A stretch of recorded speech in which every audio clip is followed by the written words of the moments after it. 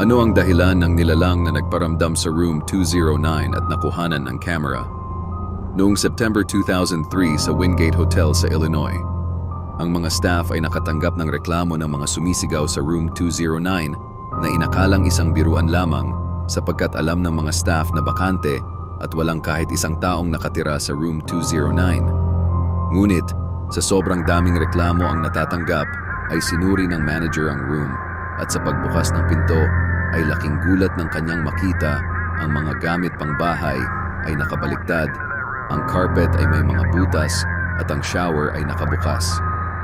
Panoorin ang nasa video.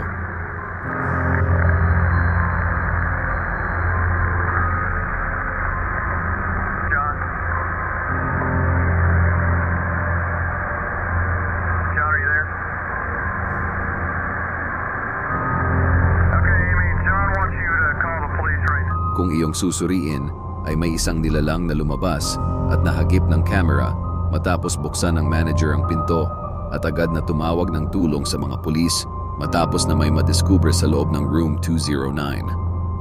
Ano sa tingin mo ang rason ng nilalang na ito kung bakit nagparamdam?